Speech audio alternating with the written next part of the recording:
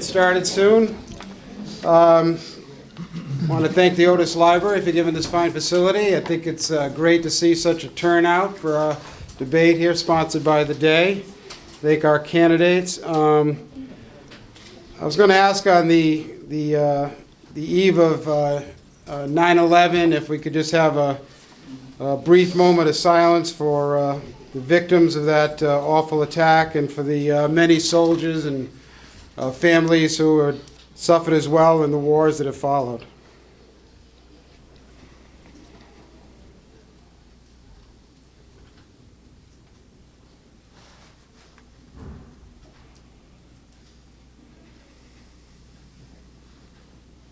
Thank you very much.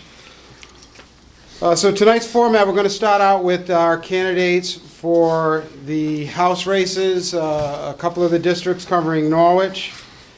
We have starting on your left at the table, the candidates for the 46th district, which covers the southern section of Norwich. And again, to your left, we have Emmett Riley, the Democratic candidate. And next to him, in the 46th, we have Mike Middleton, a Republican candidate. And then in the 47th, which covers, under the new redistricting, the very northern section of Norwich, as well as all the parts of Franklin, Sprague, Lisbon, Scotland, Canterbury, Chaplin, and Hampton. I think I got that right. We have the Democratic candidate, Brian Sear, and the Republican candidate, Noah Enslow.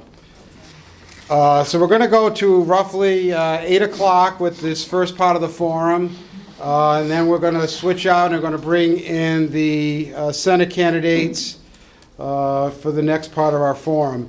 Just by way, I know under the redistricting, Norwich now has it's carved into 3 House districts, and one of them being the 139th district, and we're going to be having a forum including that district on October 3rd at Montville High School. We just wanted to keep it a little manageable under these changes.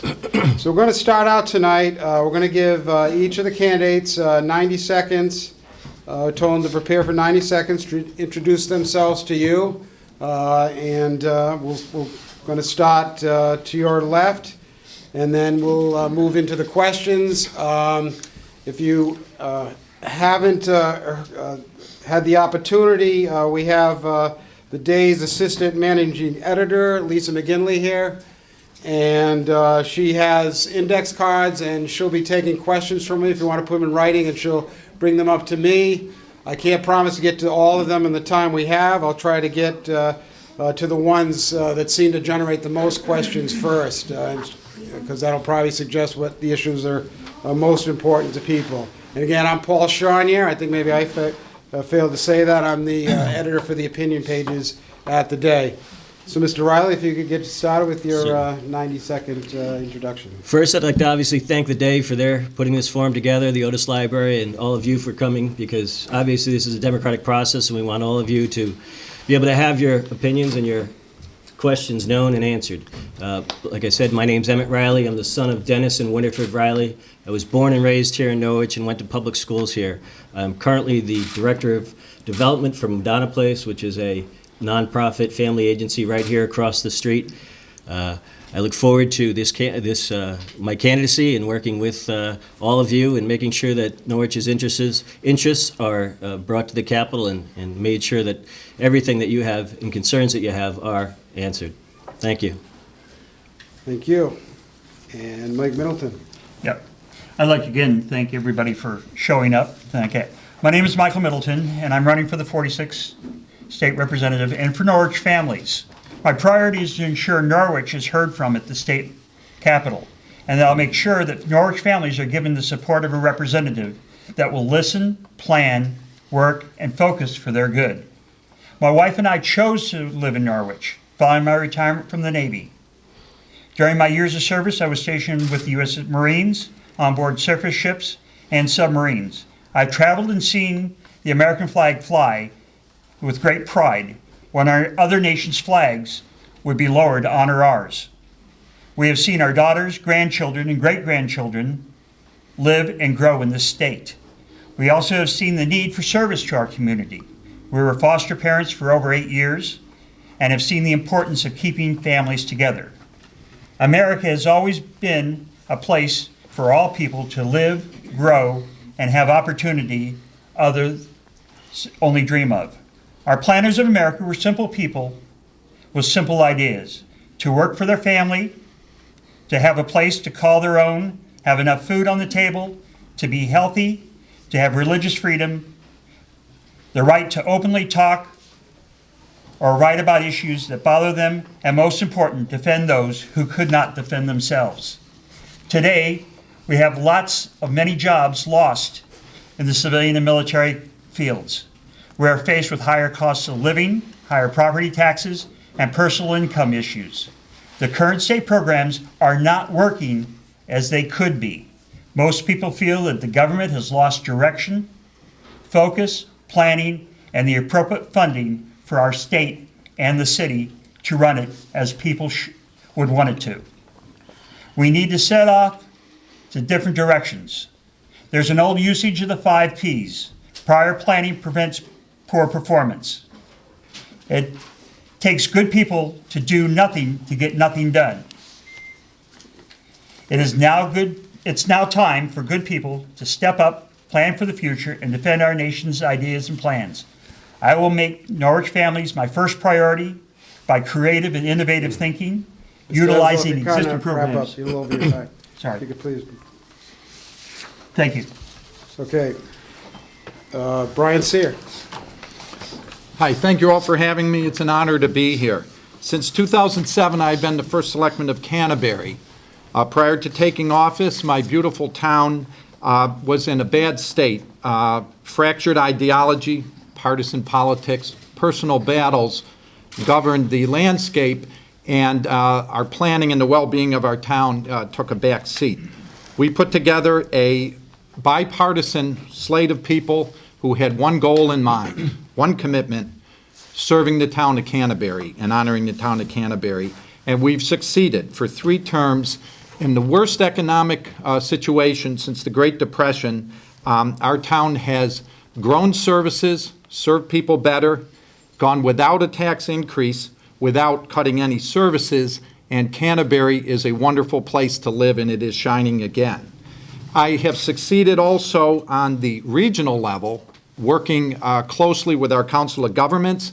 I've served on the Council of Small Towns and with CCM, Connecticut Conference of Municipalities. I realized when I got into office that we did not operate in a vacuum, and I needed to know how Hartford worked to find out how Canterbury could best work. So we worked on the local level, we worked on the regional level, and I served the needs of the town at the state level when it became important to testify up there and represent us. I believe in a bottom-up political philosophy in the state of Connecticut. The most effective and efficient government is at the local level. And I'm a firm believer in that, and I work with selectmen all around our region of the state. Whatever party they're in, we work together, and that is the model. And I served on a couple committees in Hartford and realized that Wrap it their up, Ms. Denslow, just so everyone. awareness of us was, let's say, limited. I'm going to take my experience to Hartford to serve the 9 towns in the new district. Thank you. And Ms. Denslow. Hey folks, thank you all for coming out. I am Mr. Inslow. My first name is Noah. I come from Kansas and Colorado, where I enlisted into the Coast Guard, which brought me out to Connecticut. After 6 years of service, I was honorably discharged, and I settled up in Baltic, Connecticut. And we have a really nice house up there that my wife and I struggled to purchase in these economic times. And we're looking forward to serving the entire 47th District in any way that we can. We believe that the party politics that everybody has been talking about thus far have stopped our country from working together. Right? There's no more negotiating between people. It's my way or no way, and that's what has gotten us to where we're at now. We're in the deepest recession since the Great Depression, and things are not getting better. That's what I'd like to get up to Hartford to change. So if y'all, will elect me, I'd greatly appreciate it and work up there as hard as I All can. right, thank you. Thank you. Okay, we're going to move to the question part. Yeah, if you could hold applause to the end, just to save time, so we don't have a competition over the applause. A couple of notes for the candidates. These microphones here are for the digital taping we're doing. We're going to make this available on theday.com, so they're not a PA system, just so you know that. And you can stand up, but don't wander too far, because we've got a fixed camera, and if you do too much moving around, you might not be in the camera when it goes on theday.com. All right, with that taken care of, Mr. Enslow, we're going to give you the first try, go in the other direction, and go right down the line. And got about 3 variations of this question for the candidates. And the question is, how will you balance, on the one hand, the needs to try to bring in revenue and assistance for your town or city, as opposed to the needs of the entire state? How do you think you'll go about in your priorities balancing those sometimes competing needs? And Mr. Enslow, you get the first crack. All right. A misconception about revenue is the less people that you have, you can tax them all you want, but you can overtax them to death where they decide to leave the state, which is happening in massive numbers around the state. The best way to produce more revenue is to get more jobs, right? You don't have to tax people in order to make up that. If businesses and whatnot have the ability to hire more people through less taxes, fewer regulations, and more freedom, then we'll bring the jobs back, which will create more revenue. And that way, we can pay the bills that we have to pay without, hurting the economy. So that's how I would do it. Allow businesses to create the jobs to get the revenue back. All right, thank you. And Mr. Sear, again, there was a question, these competing interests between trying to bring back funding, grants for the district and the needs of districts, as opposed to the fiscal needs of the state. How do you balance those? Okay, I was on a select group that met with then Republican Robert Gennario at OPM, and they talked about in 08 and 09 the revenue situation for the state, and they were talking in terms of over a 2-year period, a 41% drop in revenue. So there's a lot of talk about cutting spending, and we're out of control. The reality was we were in a dire situation revenue-wise, and we've turned that corner, and we've done it without cutting essential services, and that's to be commended. Municipal aid was not cutting that. If you sat where I sat 2 years ago and listened to what was going on and would sit here tonight, you'd be amazed at where we are. Now, is that a good place to be? No. We got a long way to go. But we turned that corner without cutting all those services, which would have put us farther behind at this point. My goal is, we're a small enough state, we don't need to cut deeply into services, but can we do a much more efficient job of managing our state and our agencies? Yes, and some of that is starting. Some of the initiatives that are going in are streamlining. We just got a steep grant for the town of Canterbury. It used to go through DECD, and it was a laborious process. OPM now streamlines that. You give us the invoices, we'll pay the bill, and you'll get your project done. There is an initiative at the state to smooth those processes out. So rather than cut into deeply the services which have made our state so strong, working in the manner of becoming more efficient, now that we've turned the corner on the revenue drop, is where the focus needs to be. And again, the small town is the model. When I go to Hartford, I'm going to communicate how we do that at the local level, and we can be the model for what they do up in Hartford. Thank you. And next chance, Mr. Middleton. Again, that balancing act between meeting the needs of your district and then the greater fiscal needs of the state. Basically, what we have to do is start reviewing how the money the state handles. We have to start streamlining the state's revenue issues. We have to start considering what we can cut, and what we can't cut. We have to do a bipartisan partnership in this. We just cannot say this is a Republican program, this is a Democratic program. We must utilize all initiatives available to us to create a unified front. By utilizing these fronts, we share the grant money. We don't utilize just for Sprague, just for Hartford, just for West Hartford. We utilize it for the entire state. Thank you. And Mr. Riley, your turn. Thank you. First and foremost, I would say the needs of the city of Norwich and the residents of Norwich would be my first priority. I would then work with the state in their priority after that. As the youngest of 5 boys, I grew up in a household where compromise was something that I learned at a very, very early age.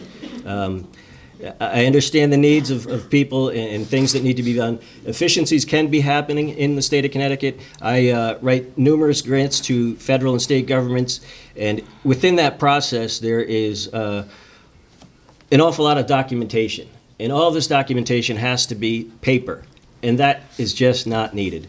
Every grant that I do, I have to file my 501c3, my 990, all of these documents that are that thick. And each and every grant that I do, I have to fill them out and complete them and hand them in. I'll do 6 or 7 or 8 of those a year to DEMIS, to Department of Public Health, the Department of Social Services, Department of Corrections. All of these agencies that I fill out these grants for have all of the same paperwork. There's no reason why this paperwork cannot be used throughout an inter-office agency consortium, however you want to create it, but there is an efficiency that is so simple and small that can be achieved. It has to be done. This is not that big of a state. This is not Texas. This is not California. This is the small nutmeg state of Connecticut. These efficiencies in this government can happen, and I will make sure that it happens. Right, thank you. Next question goes to Mr. Sear. We had a question on the prevailing wage law in the state, which in its most basic form, it requires the payment of a prevailing wage, which in Connecticut, for any public works project undertaken by the town or the state, which basically is a union level wage in Connecticut. So the question was, would you keep the prevailing wage law it is? Would you repeal it, or would you amend it in some fashion? And Mr. Sear, I think you the first chance at that. You had to give me that one. All right. Mr. Luck of the draw. Yeah, the way it sets now for municipal projects, there is a threshold of $400,000 for new construction and $100,000 for renovation. And any projects, municipal projects that exceed those thresholds are mandatory to be prevailing wage jobs. As I understand it, those figures have been fixed since the early 90s when they were first put into place. From my position as a local leader, as the first selectman in the town, not having those thresholds moved in all that time, I do find troubling. We are in a position where we have competing interests. The unions on one side, do they provide jobs? Yes. Do they provide jobs locally? Yes. Do they ensure that qualified personnel work on all those projects? Yes. Okay, so you've got that on one side. On the other, you have the local needs. And on the local level, it is very important that we use the tax money that we have for our special projects, use that as efficiently as possible. So we have a threshold in there. Would I get rid of it? No, I would not get rid of it entirely. Should that be looked at and possibly adjusted, and should there be a dialogue for that? Absolutely. That's something that should be discussed in great detail from competing interests on both sides. But in terms of getting rid of that, that's way too drastic. I think we need to sit down and discuss it. And first selectmen throughout the state have had that on an agenda year after year after year to discuss, and I'd love to be part of that discussion. So, to clarify, so you keep it, but you take a hard look at the thresholds and whether they should be adjusted Correct. for the current time, okay? And your opponent, Mr. Enslow, prevailing wage law, your opinion on it?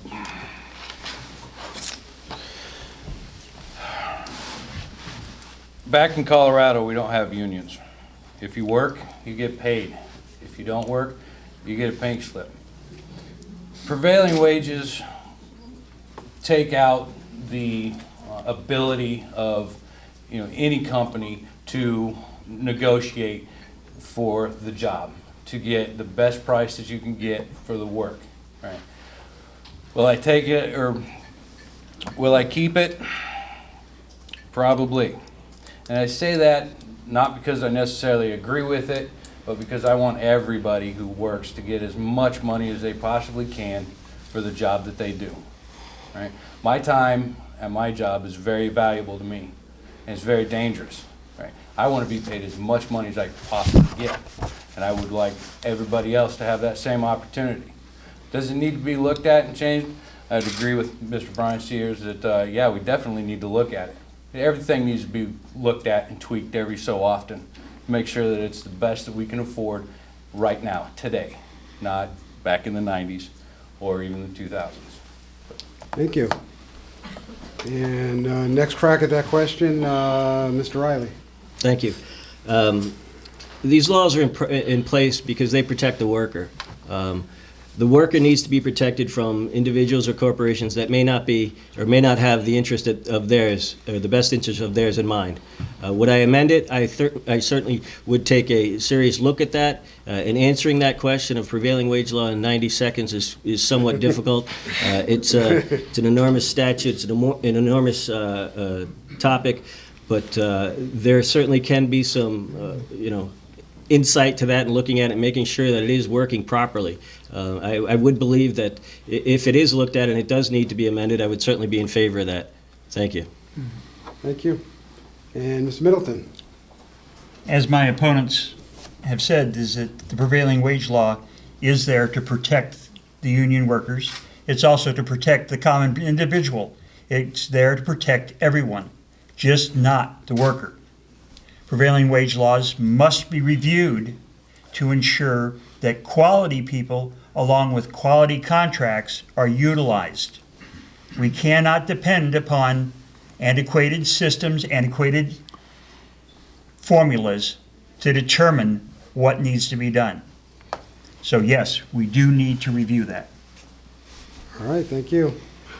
And next question, we'll go to Mr. Middleton. And in various forms, we've gotten this question like at least 3 times in the cards here, and that's whether Connecticut should be taking a serious look at either county or some form of regional government as opposed to our strict home rule that we now have. And Mr. Middleton, you get the first chance at that. That's really a hard one. Who would really like to see Norwich broken up into 3 sections? It already has been done by the state. We have no control over that. I'm now forced to work with 2 other representatives. It provides Norwich more representation in the state than ever before. Or is it fair? Not necessarily. Would it be fair to say that Sprague, New London, Groton, and Norwich all have the same needs? No. Would it mean that we should probably share resources? Yes.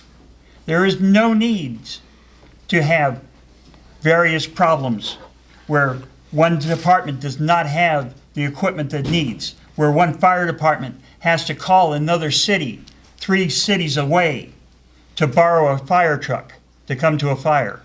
Regionalization is necessary for certain items, but not for individual problems. Thank you. And Mr. Riley, regionalization or maybe even county government at some point? I'm not quite sure about county government, but regionalization, there's certainly need for efficiency that can be obtained through regionalization. We have to understand there's 169 towns in this small state, and that is from a long time ago, that those 169 towns became towns. Each town asked for municipal aid, and that puts a large stress on government as it runs. Each town asking for that money, it comes up every year, and this is what has to happen. If duplication of services can be reduced, certainly regionalization is something that can happen. I think in the public safety field, there is regionalization that can happen. Our governor is now in the process, I'm not quite sure where it is, but he is in the process of making regionalization for public safety an issue. I think it can be done. I think it is something that can be done with like minds and minds getting together and different elected officials getting together and making sure that the correct questions are asked and answered with regionalization. And I would be in favor of sitting down at a table with those people and having that discussion. Thank you. And our next question goes to Mr. Riley, and it's whether you agreed with the approach that was taken in Hartford to solve our budget crisis, the combination of tax increases, which in total the largest in our state history, and reducing the growth in the size of the growth in government, or would you go to Hartford pursuing some other avenue to control our spending? Pardon, sir. Would Brian and I have a chance to answer that last question also? Oh, did I mess up? Yep. My mistake. Sorry. Thank you, Noah. Yeah, threw myself That's the danger of having 4 candidates at once. And I was ready with an answer, too. All right, you get extra time to think about it.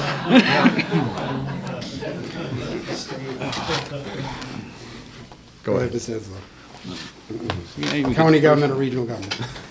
And again, my apologies. No problem. All right, let's see. I believe that each one of the different towns has specific issues that are solely for them, their problems. And the people who are in those towns have a pretty good idea of how they can fix those the best. Right? As far as for the larger issues, breaking it up into regional type of government wouldn't serve the towns the best. There are certain things that the other candidates have already mentioned that wouldn't be a bad idea. Resource sharing, equipment sharing if it's feasible. Right? As far as public safety, absolutely not. There's a process in the works now to regionalize state police. Right? If you have one barracks taking care of one area, the officers in that barracks are able to learn the roads, learn the problems, learn the areas that need special attention, right? And can respond to calls very quick. If you branch that out so that, for instance, the barracks up in Montville, right?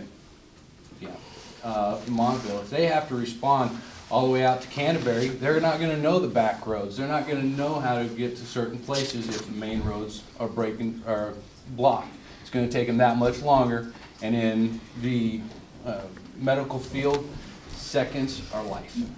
So I'd say no on certain services. All right, thank you. And Mrs. Seer. We are, I won't take that time away from you. Excuse me. do you have something good to say? Yeah. He's my campaign. We are Connecticut, we are New England. I see the 169 towns makeup is a strength, not a weakness. Now, when that economic tsunami hit a couple years ago in Hartford, they were looking at any way to save some money. And so that word regionalization came up, and some focus came on that. Towns have been sharing historically for a long time. Whether it's a catch basin cleaner, which we share, there's animal control services, there's a variety, now we're sharing revale services with other towns. We're doing it, we've always done it. Are we open to the state helping us to do that? That's fine. I'm open if the state said possibly, here's a threshold. We want every year you to save a certain amount of money by regionalizing or sharing. But don't tell us what to regionalize or share, because we know what works and what doesn't. And I have testified a couple times in Hartford on this concept. And being a philosophical kind of person, I'm like, where do you draw that line? And where I say you draw the line is regionalize those services which don't affect the unique character of each town. Okay? But maintain the character of each town, because that's a great strength of Connecticut. And if you run the numbers, taking those 169 towns and cutting them in half to 80 is not going to save It's just not going to save the money. And there is pressure at Hartford to take our Council of Governments, Northeast, which is 12 towns, and make them 20 or 25, thinking we'll be that much more efficient. And I took the NIMS, National Incident Management Safety class and guidelines, and they tell you in response to disasters, but you can apply that to regular government, is when your span of control becomes too big. And I think 12 towns is about the biggest on that. I'm involved in the Workforce Incentive Board, which is 40 towns. Our Emergency Management Region 4 is about 44 towns. Once you get beyond a certain Wrap up size, the point, just the to the- inefficiency, it just doesn't work. So am I into county government? No. All right, thank you. Mr. Riley. Yeah, the question was, before I messed up, the question was, did you agree with the approach that was taken in Hartford to address the budget crisis, the mix of tax increases and trying to reduce the size and the growth of government? Or are you going to go up there with a different agenda, how to address our fiscal situation? Certainly, what did take place this past legislative session was something that, I would say 100 and some odd members voted for, and many staff people spent many months working on a plan to have it instituted. It is an awful lot of tax increase. I certainly don't agree with that. I certainly don't want to pay any more taxes. I'm sure you can all agree with me on that, as many as the gentleman sitting here can. But things have to happen, and things have to be done, and it takes money to do that. And the money that was taken or is taxed will be that portion to be placed for those services to be completed. Certainly, I would have voted for it. I can certainly say that the members that did vote for it, that I spoke with, were confident that that was the direction that the state needed to take and the direction that the state was best positioned to do. My agenda going up there would be to work with the majority, work with the other office holders in making sure that the priorities of the state and as well as the city of Norwich are represented in a proper manner and fashion. All right, thank you. And Mr. Middleton, Mr. Riley's opponent, your opinion on the approaches that were taken to address the budget crisis and how you might agree or differ.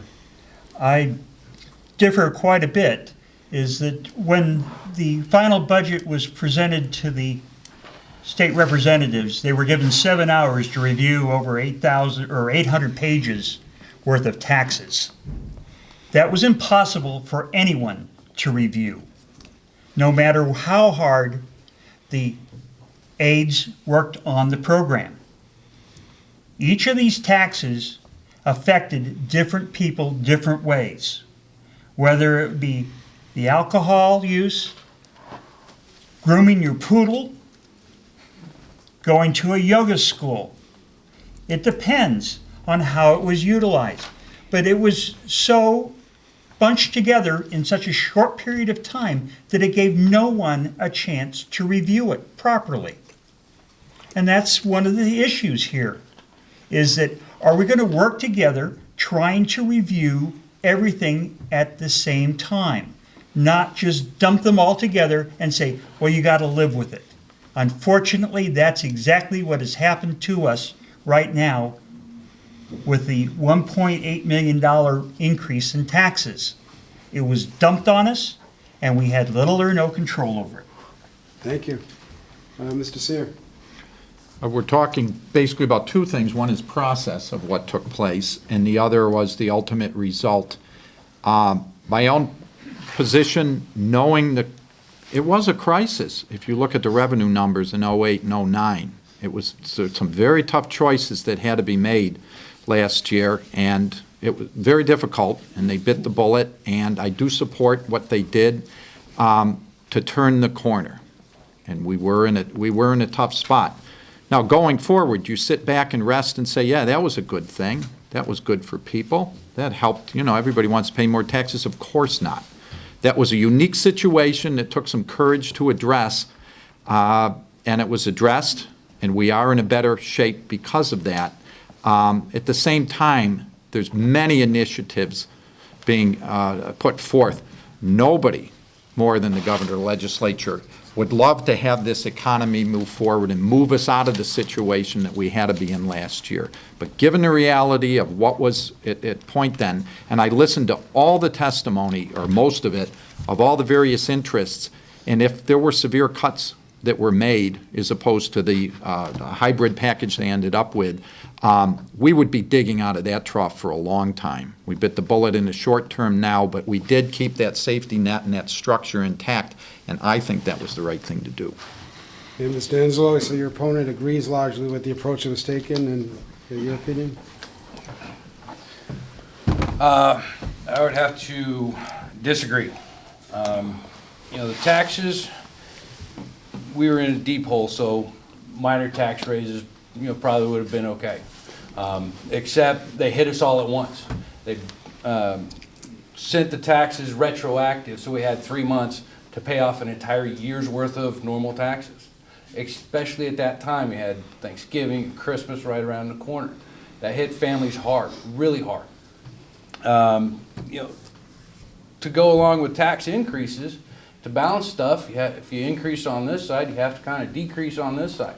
We haven't seen a decrease yet. We've been spending and spending and spending like there's no tomorrow. We have projects that are going out that are costing hundreds of millions of dollars, right, that is all going out of state anyway. So, we could have held off on projects, held off the start of them, delay them for a little bit like every other state in the country, right? And then we had concessions, right, from different unions and whatnot, where they were basically held over a hot fire saying, you have to do this for us, or else we're just going to lay you all off, fire you. And it's really not the way you do business. And so I definitely didn't agree with that. We've had the increased spending.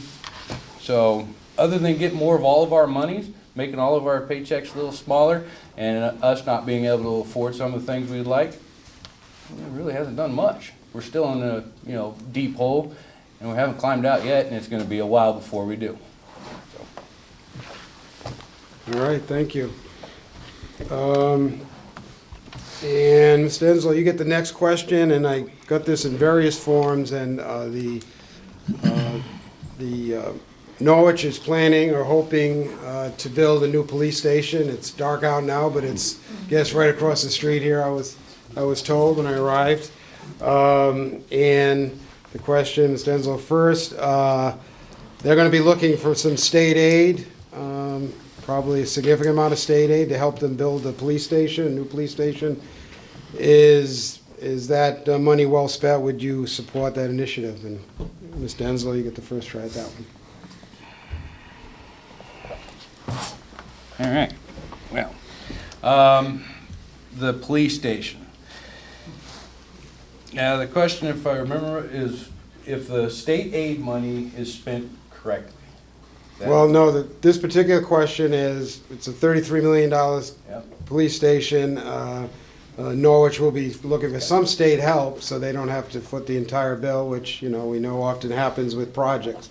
Yep. Schools automatically get money, police stations don't unless some is approved. Do you think that's a good idea for spending state money? Yep. If I have the gist of the discussion correctly about the police station, yes, Norwich is going to need a new police station at some time. Thing with delaying certain projects is if you delay them too long, they end up costing you 4, 5, 6 times as much as they would have when you started. Instead of the city looking for a new property to buy, they should look at the properties that they already have, see if they can't renovate those into workable, feasible police stations. You guys just built one heck of a building right by the river here, and no one thought beforehand maybe we can put this building into police station. A little bit of prior planning helps, save a lot of money, and building a new police station, yeah, it's going to have to happen, but on principle, do you think it's the state shares some responsibility to help a city like Norwich pay for something like that, or should it be Norwich's responsibility to build its own police station? No, the state should definitely help any municipality with public services, police stations, state police, all of those need our money. We're paying into them, so let the state help a little bit with funding stuff like that. All right, thank you. And Mr. Seer? I would support state augmenting the local share of that. Okay. It's very necessary. Mr. Riley, I think, I would as well. I'm sure many of you can remember when the police station first was on Union Street. It was too small, the town grew, they had to build a new facility. It's been 20 years or more, 25, 30 years since that facility was built. There's need for a new facility. I would be in support of the state helping the city of Norwich in this building of a new facility, but ultimately it is your decision. It's the decision of the city, the citizens of the city, to make their voice known and choose whether or not they want to go forward. I've not seen all the plans. I understand that some of the plans within the building of this building is that there would be some regional cooperation as well. There's some facility in there. There will be parts of the facility that we'll be able to use throughout the region. I work right there. It is going to be right here. I would be fully in support of it. We will lose parking. I might have to walk a little bit further to my office because of my parking situation, but that is a small, small sacrifice to make for the individuals that represent our city and our state, both fire, police, for protection. And I would certainly help and do whatever I can to make sure that they have all of the ability, facility, tools, whatever they need to make sure that make us safe. all right, thank you. And Mr. Middleton? Well, first of all, let me say is that you won't have to walk too far because part of that is going to be a parking garage on the first floor for those people living in the city. The city council has put forth to the people of Norwich a $33.5 million project without state aid. They would like us to approve it right away without any state aid necessary right away. I believe that we do need a new police department. However, more education, more planning should have been done before they presented a $33.5 million program for the people of Norwich. That will increase the personal property tax of every one of our 40-some-odd thousand people by over $1,500 a year by the time we complete the project over an 8-year period. All right. So I do believe that the state does need to give some money, but we should have asked for it beforehand. Okay, thank you. And Mr. Middleton, you get the next question, and I think we got this earlier in some fashion. The legislature and the governor signed an early release prison program during the last session. The philosophy behind it is to give prisoners with good behavior an incentive to get education and not return to prison when they get out. But we've had incidents of violent behavior by some of those released early. So the question from a couple of our questioners is, do you support the early release program? If elected, would you seek to amend it, let it stand, repeal it, the early release program? Mr. Middleton, the first crack at that one. Basically, our prisons are overburdened already. They're overcrowded. The release program was designed to allow the nonviolent prisoners or convicted felons or convicted people to get out on an early basis. However, the program itself was flawed because there was no checks and balances with it. All people had to do was say, oh yes, I did this or I did that, and they automatically got the credit for the 5 days, I believe. I'm not exactly how many days they would get the credit for an early release program. So if elected, I would go up there and I would say to them, you need to review this. You need to hold it in abeyance until there is better checks and balances. Mr. Riley? I believe it should be looked at. It does need to be reviewed. There were some unfortunate incidents, some horrible, terrific accidents that have happened since this program was instituted. I would disagree with my opponent in saying that there's no checks and balances. I think it's an insult to the Department of Corrections, the commissioner, all of the workers that are in those prisons that make sure that those people that have made hideous acts against society in prison. To say that they are just opening the door and letting them out is just a falsehood. I didn't say that. I would certainly look at it and amend it and make sure that any areas that need to be corrected would be corrected. Thank you. Mr. Middleton, to be fair, briefly, characterization, you feel that checks and balances were not sufficient, and if you could respond to Mr. Riley's comments, Basically, checks and balances are necessary. The paperwork, the correction people are doing the best job they can. But it's being motivated primarily by the force of getting more people out of prison faster, because it costs a lot of money to keep the prisoners in. all right, thank you. Mr. Sear, the early release program. Well, like many things we run against, whether it's taxes or other competing interests, it's important to me that the thought process went into that. I totally agree with you in terms of it's a good program, it's a good concept, I believe it can work. The implementation is essential in the tracking process to it, and it is unfortunate if the plan was put into place prior to all of those controls being in. But I do think there is a need for that, and I would not repeal it. I would support efforts to monitor it better, but I think it's a good program. Mr. Enslow, the early release program. The early release program is for nonviolent criminals, regular, finance criminals, nice stuff, if you will. Now, the purpose of sending someone to jail is because they have committed a crime, right? We expect them to behave when we put them in there. That's why they're in there. They need to change their ideas, change how they look at things. If they're good, why are we going to get them out early for doing what we put them in there for? I would propose that as soon as possible, they put a stop to it, right? Not repeal it, put a stop to it until they figure out what has gone wrong, right? We're constantly worried about, locking someone up unjustly. But are we as worried about, freeing someone so that they can go down the street in a couple of months and then murder somebody? That's taking away that person's right. Hi, bud. So, no, I wouldn't repeal it right now. We need to put a stop to it, relook at it, find out what's gone wrong. Thank you. Our kids wonderful? Mine are. Every parent's going to tell you that.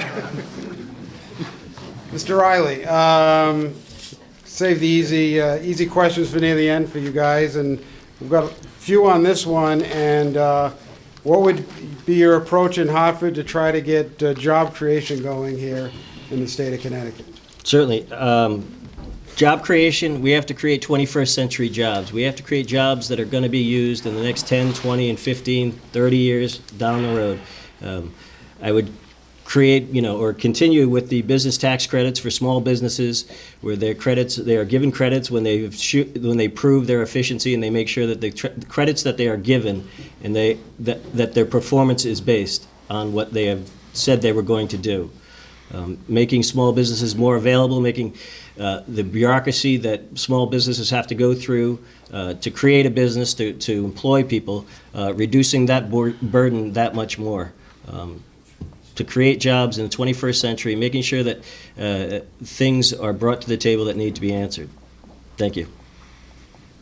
Mr. Middleton, jobs. Job creation is one of the key factors here in Connecticut that needs to be reviewed. One of the best things to do in job creation is having a better educational system. We need to start reviewing the educational system first and making from the education to job program much more available. We need to be able to reduce small business expenses and setup costs. We need to reduce the fuel costs for businesses working in Connecticut so they don't have to drive to Rhode Island to be able to get diesel fuel. So, yes, job creation is primarily the responsibility and should be one of the highest priorities of a legislator. Thank you. Mr. Enslow.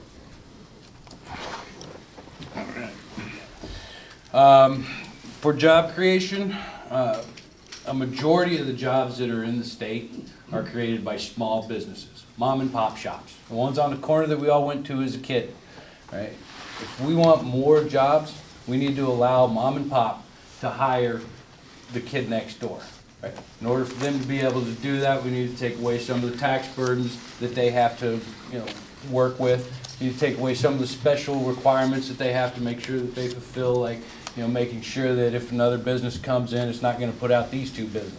It's open market, free trade. If this business comes in, then these businesses have to reduce their prices or whatnot to become competitive to still go with this. Now, that's not saying that, any business is gonna be able to compete with big box stores, because that's not gonna happen. So, reducing the tax burdens, taking away some of the special requirements, and unless a person is actually employed by the state, right, then the state government is the only one that has created that job. Every other job that's created is done by the small businesses. So we need to lift those guys up and stop trying to bribe people to stay in the state. All right, thank you. And Mr. Seer. In addition to streamlining the ease and of getting permits for small business and getting the burdens off of them, one of the uniquenesses of Connecticut is its small business. I agree with you, Noah. When I got into office as a promotional thing, just to get some pride in town, I went around and took pictures of all the signs of businesses in town. If I had a roll of film, I would have packed 20 in that camera and had some left over in my mind. We had 78 small businesses, small, unique businesses throughout town. It blew my mind how many of these were around. And this is just in one town. And if you multiply that, and those, when I say unique businesses, you talked about box stores and such, I mean, they're here, they serve us, that's great. That's not our unique future. And there is a component beyond making the process easier, I'll call it cheerleading, if you will, where we need to take stock as a state and say, we're a great place. Look at the variety of businesses that we have. And on a practical matter, we had a raw milk dairy in Canterbury that state legislators were considering, in effect, closing down because they were going to make restrictions greater for their process. And I went up, and I'll tell you, it can be done. I sat there and I testified, and some of our people came up, and we all drank raw milk, and it was kind of corny. But the bottom line at the end was we saved that business for Canterbury. And I'm a bottom-up guy. I don't know how many that saves. You can't quantify it. But the uniqueness of our businesses and the variety of them is unique to us and should be celebrated and promoted. And there is that undefinable aspect where somebody comes to Connecticut. If we're proud of our businesses, they'll see that when they come to visit or move here. All right. Thank you. We're drawing near the end of our first portion of our forum tonight. I think this should get fairly quick answers with this question. One of our members of our audience wanted to know, and the first, this is to Mr. Seer, you get first crack at this. What would be your top 3 priorities if you were lucky enough to get elected and go to Hartford? Top 3 priorities. My top 3 priorities would be getting to know, on a very close basis, the local governments of all the town in my district. The current rep that's in our district, I dragged him in my office once when he was walking by in the hall, but's never been in to talk to me about what's going on with me. Constituent service is essential in what I will bring to all the towns in the district. In addition to that, I would like to serve on the Planning and Development Commission and Committee. because I think long-term planning, we can put out all the fires we want now, but down the road, we better get our act together as far as where we're going and how to get there, and get some momentum going there. And the other is simply being a resource in Hartford, so they know when there's somebody and they need some experience at the local level, that they'll know Brian is one of the people they can go to, because I've lived it day to day as a selectman, what it is on the local grassroots level, and I think that perspective is really important. Thank you. All right, Mr. Enslow, three top priorities. All right, top three, these are easy ones. Enable small businesses to create jobs more efficiently, reduce our tax burdens on each one of us so that we can have some of our own money, and find ways to help the state tackle its debt problem so that we won't have to keep paying all these ridiculous taxes. All right, Those are my top three. thank you. And Mr. Riley? Great, thank you.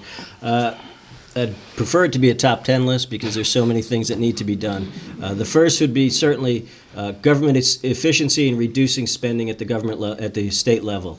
The next would be certainly creation of jobs for the unemployed with business tax credits for small businesses, and education.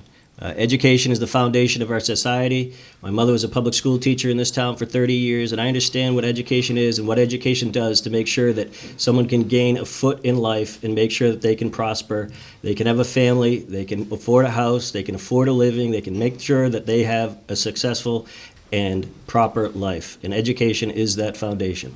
Thank you. And top three, Mr. Middleton? Top three. Well, they've already said it, basically. Is that what it is having a balanced budget, being able to utilize the money that we get in. You can't spend money twice. I've never been able to do it, and I don't think anybody in this room could do it. So basically what we have to do is we have to live within our means. We also have to have job creations.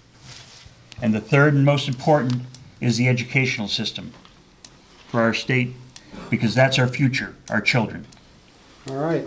And now we'll move into closing comments. I told the candidates they have about a minute to wrap up, and we'll start with Mr. Enslow, and we'll just go right down the table. Again, I'd like to thank everybody who came out here to listen to all four of us candidates. It takes a lot for anybody to step up and seek public office. There's really no praise in it. Everybody's calling you up saying, we want this, we want that. We put ourselves on the line for that, and thank you all for coming out and hearing us. I'm just a normal, common, everyday man, and through life it has taught me things that has helped me, and I would like to bring that knowledge up to Hartford. I won't be the most experienced person up there by far, and I definitely won't have all the answers. But what I do have is the ability to listen to people around me, take advice, not necessarily use all of it, but, find the happy medium, to negotiate to find the best possible solution at the possible time. Again, my name is Noah Enslow, and I'd appreciate your vote come November. Thank you all. Thank you. And Mr. Seer? Thank you. Yeah, like Noah, it's, the way we're going to get things done is to focus on the state of Connecticut, not on a political ideology, but it's on working together. There are very difficult decisions that have to be made, and until you've kind of been in that seat, you don't always know how difficult they are. But at the end of the day, if you've surrounded yourself with people and listened to them and respect them, in many cases, when we work locally, I walked out of a meeting with a different perspective than I walked in, and it's difficult serving in public service, but it also can be very rewarding, especially at the local level. I love Connecticut, I love our town, I love our region, and I think some great things are ahead, and I'd love to be part of that. Thank you. Thank you. Mr. Middleton? Our governor used the term shared sacrifice when he started office. Shared sacrifice means that you have to give something up. I think we need to start building together and utilizing bipartisanship, listening to people, having an educational system that will work together to help our children stay in the state and help our state grow. It's not fair to say that we're going to leave our children a burden of so many millions of dollars in deficit. We need to be able to say we are trying to fix the problem. And the problem right now is we listen to you, we will work for you. And if elected, that's exactly what I'm going to do. I'm going to work for Norwich, and I'll work for the Norwich families to try to get the best for them. All right, thank you. And Mr. Riley? Once again, I'd like to thank the day, the Otis Library, and all of you for coming, because this is very important. I do not take my candidacy lightly. I'm here because I was born and raised in Norwich. I've been taught that from a young age, to be part of a community, you become involved. I'm a member of the Board of Governors at the Norwich Golf Course. I'm a member of the Norwich Baseball Stadium Authority. I'm on the Board of Directors of the Warrigan Gallery. I am a part of this town, and I want to be a part of this town, and I will represent the people of this town to the best of my ability to make sure that their interests and security is here in Norwich, so that you can live, raise, and have a family in a secure, safe environment. Thank you. All right, thank our candidates.